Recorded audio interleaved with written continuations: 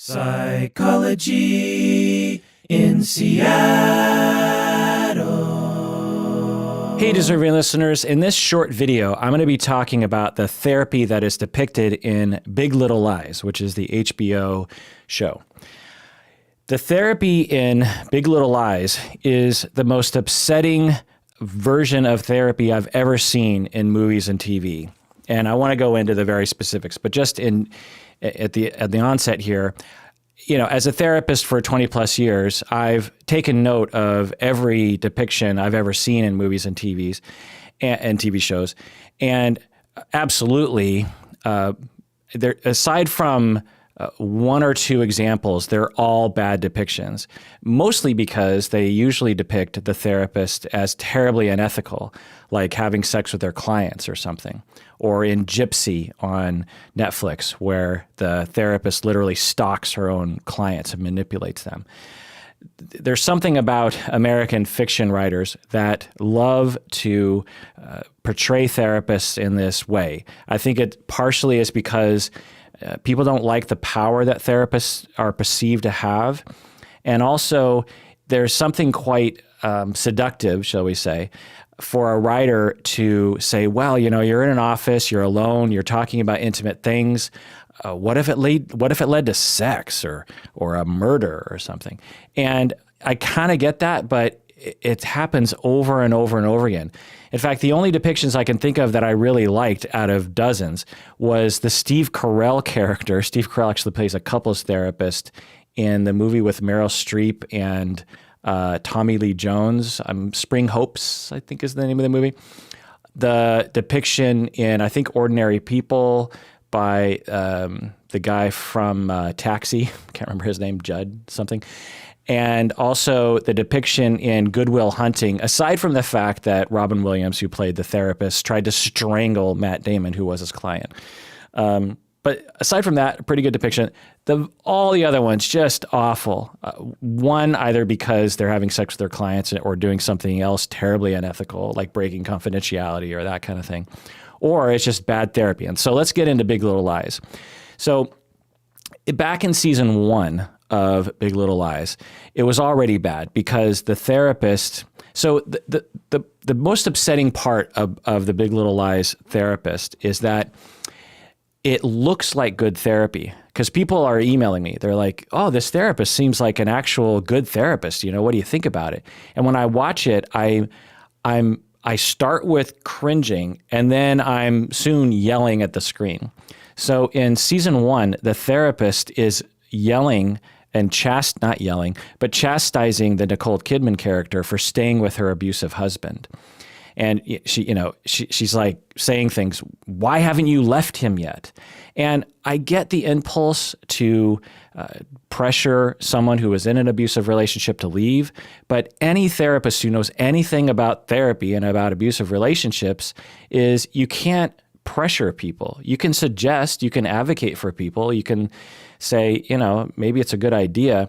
But everyone who knows anything about domestic violence and intimate partner violence knows that if you pressure someone, you're going to lose them. And because it takes a long time to leave someone. And what they need in you as a therapist is someone who will understand and be with them and not judge them and not pressure them, because they get that enough from other people. They need you to build them up and help them have self-esteem, and maybe give them resources and maybe give them some gentle nudges, but at the same time, just not being pressuring and maybe not even suggesting at all what you think they should do. You could suggest that you think that they should advocate for their safety and that they deserve that, but to suggest specific action might actually cause the client to feel pressured. Now, here's the thing.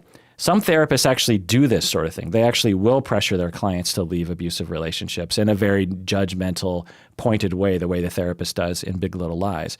So not only is the Big Little Lies thing therapist depiction upsetting to me because I'm yelling at the screen telling the therapist to stop doing these things, but it's also upsetting because I know therapists, or I've heard of therapists who actually do this sort of thing. So I guess it's, having sex with your client is actually pretty rare. It happens for sure. But these kinds of unethical things or these kinds of bad therapy things, I know actually happen quite a bit. Okay, so let's go into season 2, which I mainly want to talk about here. We have so this is all up until, I haven't seen the last episode yet. The last episode of season 2 airs tomorrow night. And so if something happens in that session, then I won't be able to comment on it, obviously. But with the rest of the episodes, so the first session we see is with Nicole Kidman. So the therapist both treats the Nicole Kidman character and the couple with Reese Witherspoon and Adam Scott. So the first session we see is with Nicole Kidman, and as I'm watching it, I'm taking notes and I'm writing the following down. I see that it's not terrible demeanor. The demeanor of a therapist is kind of a big deal. The way you come across, the way you listen, your facial expression is a big deal to the treatment, and it's very important that you don't just sit there and you don't seem like you're listening. It's like, are you paying attention? And the therapist seems to be paying very close attention to what the client is saying, so that's good. Having said that, the therapist's demeanor is extremely stern looking. I'm going to try to approximate the way her face looks. It's like that. It's a direction, and it's not terrible inherently, but she never veers from that facial expression. It's always very stern. And I would find that as a client to be off-putting. The therapist does some validation of Nicole Kidman's character's feelings, which was good. Now, here's a problem. My next note is that there's no goal with the therapy with both the couple and the individual in season 2 of Big Little Lies. There's no discernible goal. It almost seems like the clients have just shown up and the therapist is there to berate them, which I'll get into in a second. And that the client really isn't there for anything particular. That's a thing that they probably just do in movies because they don't have time to go over all the logistics of therapy, which is fine. But anyway, I just noticed that. It's like, well, why is Nicole Kidman in therapy? Because as we progress through my notes, you'll see that the therapist basically just starts chastising everybody. And if that's in line with the goals, then maybe that's a good thing, but I don't even know if that's true. Anyway, the therapist also does another pretty good intervention where she has this message of you're not to blame. She's telling the Nicole Kidman character, you're not to blame for your husband's death. You're not to blame for the abuse you went through. And so that's good. It's not a bad direction to go in for sure as a therapist. So I'll give the writers credit for including that. But then at the end of the session, the therapist starts pressuring the client to start dating very explicitly. I don't remember exactly what she's saying, but she's like, you got to move on. You got to start opening up to other men and this kind of thing. And this is therapy 101 right here, that you don't do this sort of thing. 1, because you don't. 2, because what the hell do you know as a therapist what's best for a client when it comes to when they should date or when they should not date? You expect friends maybe to have those kinds of uneducated opinions, but therapists should know that you really don't know. Her husband just died tragically right in front of her eyes. And she's still grieving. Presumably, we're within months of just a few months after the death, and she's still clearly suffering. She's still clearly in grief. She's still clearly recovering from that event. And her therapist is saying, "Get out there, start dating. There's something wrong." She gives a very clear message. There's something wrong with you that you're not dating other men. 1.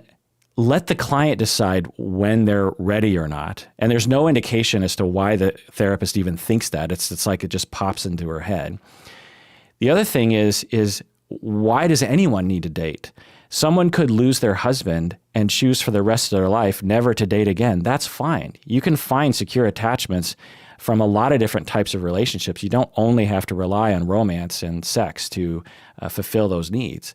And so to suggest that she should date at all is kind of weird. And 2, so soon, especially when the client is saying she doesn't want to.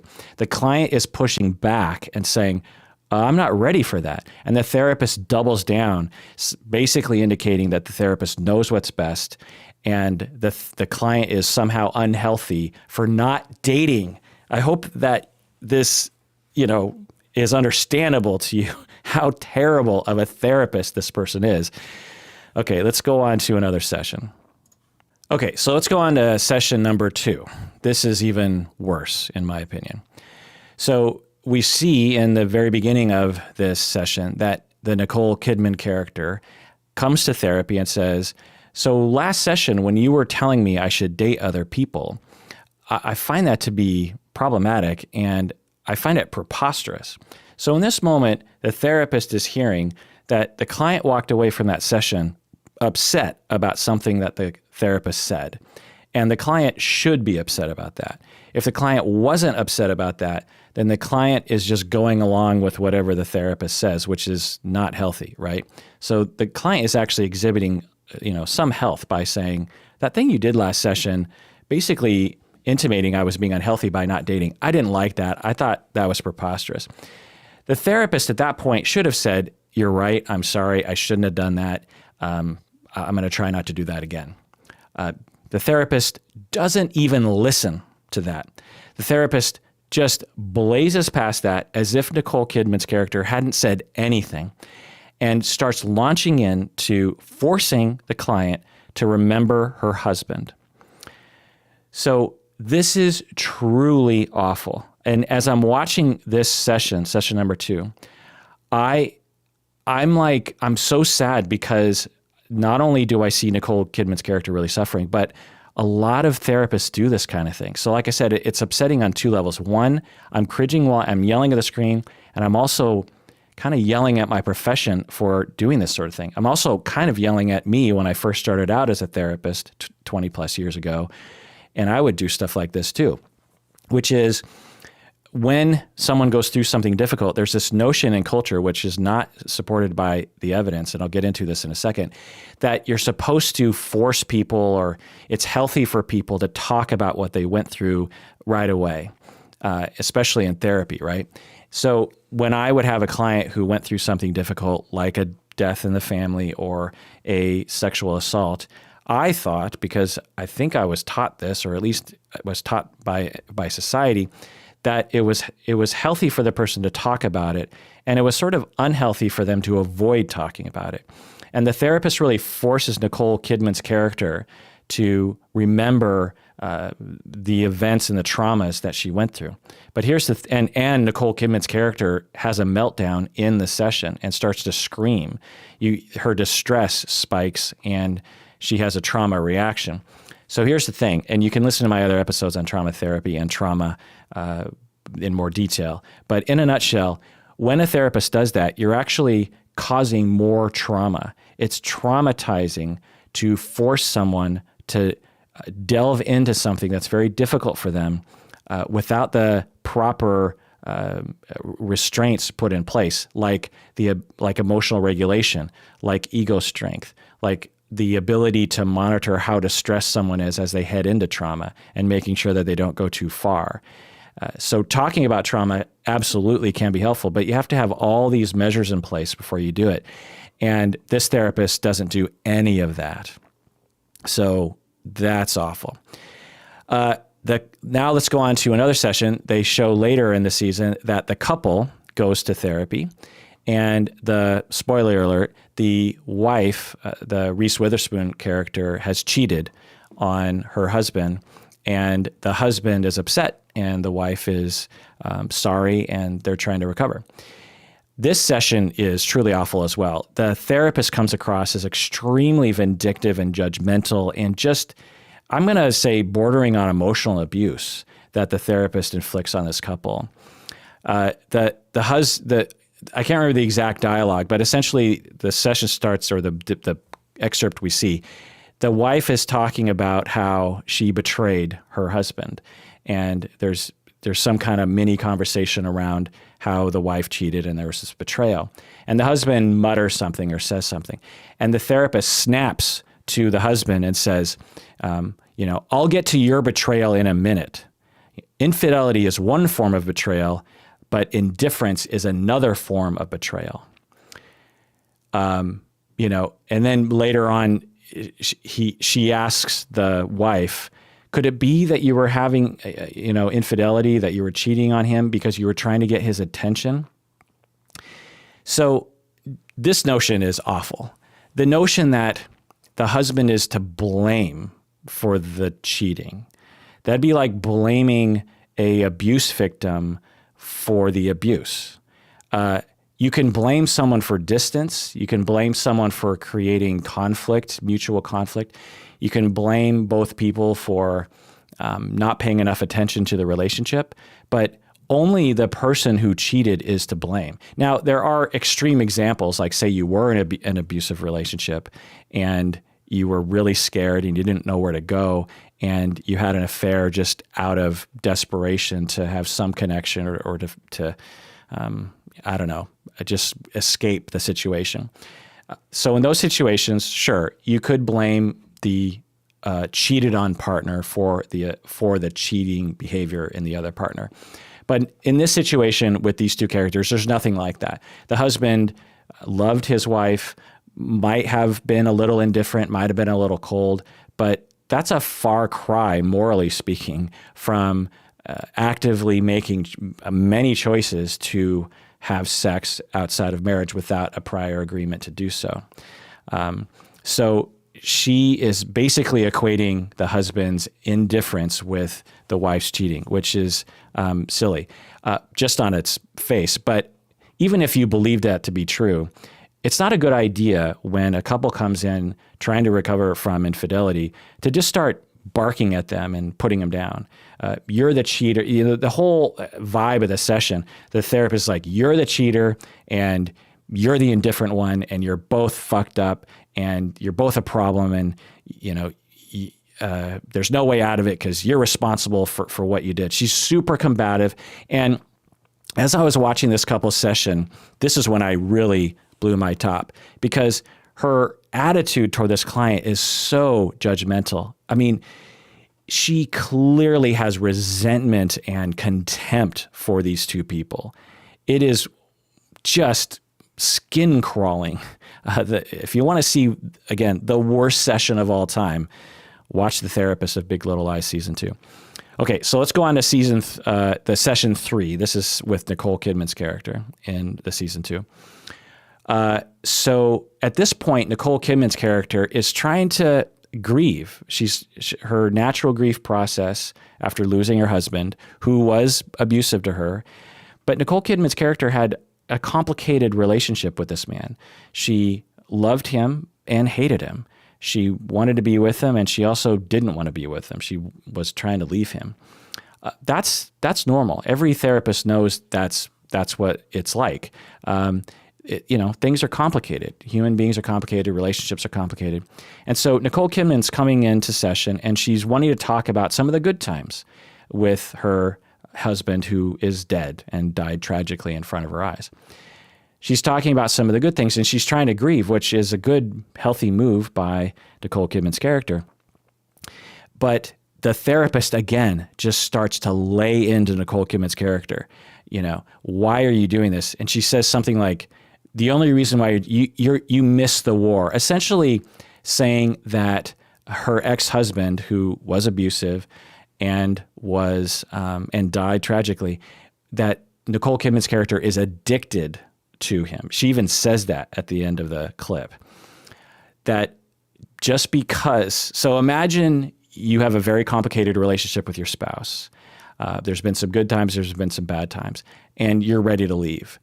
And then one day he or she or they die right in front of your eyes. You witness that person dying, and it's kind of potentially your fault, even though not directly. You're going to have a lot of emotions after that.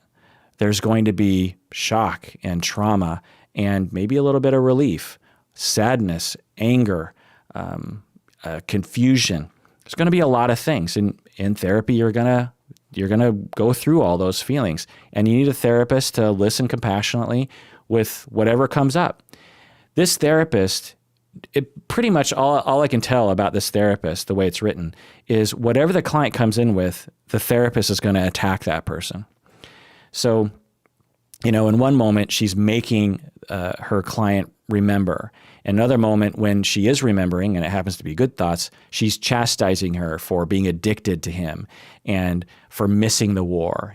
You missed the war, Celeste. Again, not in a compassionate way, not like, I get it, you kind of missed the war. It's, you missed the war, with that stern face of hers. And she goes on the attack. Again, just massively horrible therapy, abusive, really.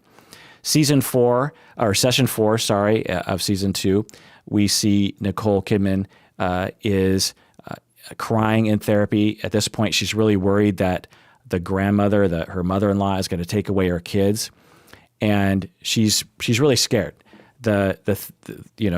Celeste, the Nicole Kidman's character, is like, this woman, my mother-in-law, has got a lawyer, and she's potentially going to take away my kids. This is really scary to me. Okay, the proper response for a therapist is to be with them in that terror and to validate that, and to just be with. There's nothing a therapist can do to take away that fear, because it's rational to have that fear. There's no solution you can provide. There's just nothing you can do. The one thing you can do as a therapist, which is the point of therapy, is to validate and be there with someone and be a secure attachment for that person. But she doesn't say anything comforting in this moment, the therapist. And the only thing she says is, well, maybe you could settle. Maybe you could settle? The therapist is suggesting to this woman who loves her 2 children that this outside mother-in-law who is trying to take away custody of the kids for ridiculous reasons, well, maybe you should just settle. What? I mean, again, even if you thought that as a therapist, what business is it of yours to suggest such a thing? You don't know. You don't know what they're supposed to do. So just stick with your job, which is to provide therapy. I never took a class in graduate school on therapy that taught me what specific advice I was supposed to give my clients. That never happened. And, why is this person doing it? So, yeah, I wish I had a little webcam that was on me while I was watching that. Well, actually, I probably don't wish that, because I was using a lot of terrible language. This therapist in Big Little Lies season 2 makes my skin crawl, is so awful and emotionally abusive to her clients. I wonder what the writers were thinking when they were writing this character. And also, it also makes my skin crawl because I know therapists actually do this sort of stuff sometimes because they don't know what they're doing. As a podcaster for the last 11 years, I get a lot of emails from listeners who tell me about their horror stories in therapy. Now, it's just one side of the story, but a lot of these stories add up, and you start thinking that maybe not every therapist knows what they're doing, which I didn't used to believe. I used to think, well, they have a degree, they have a license, they probably know what they're doing. And hearing all these accounts, I know that some are better than others. So it upsets me along those lines as well. So I've been complaining about this to a lot of people, including the pod wife. And my wife was like, have you ever thought about being a consultant to Hollywood about therapy? And no, I haven't. I have no idea how one goes about doing that. I don't know if I'd be very good at it. And I frankly don't know if the writers even care. Because here's the thing. When you watch Big Little Lies season 2, for most people, they don't know that that's bad therapy. They might even think that's good therapy. In fact, I've got emails from people saying that this is good therapy because of people, which makes sense. They don't understand how therapy works because they're not therapists. They haven't been trained. And so, I don't think the writers need to consult with people like me because I might just ruin their movie with a bunch of accuracies, shall we say. Like if George Lucas, when he made Star Wars, consulted with actual scientists, one of the first things they would have said was, well, there's no sound in space. So all those explosions can't make any noise. And, that would have ruined Star Wars on some level. So I get that. But at the same time, I can't help thinking there could have been a way that they could have written it that was accurate to therapy and could have actually even been more entertaining in some ways. I have my ideas about what that would look like. I don't know if it would be a good idea or not, but anyway, clearly Hollywood writers have a problem with at least us therapists, because the way they write therapists is just almost universally awful. So yeah, that's my summary of that. Let me know what you think. What do you think of the therapy in Big Little Lies? Also, have therapists ever done this to you? I'd like to hear about that.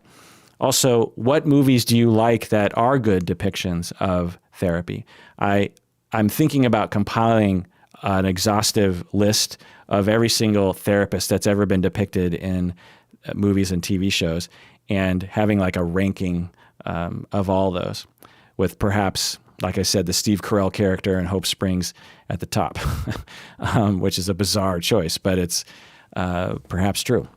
Anyway, thanks for joining me. Please take care of yourself because you deserve it, and avoid therapists like this. And when you watch this show, please understand this is not good therapy.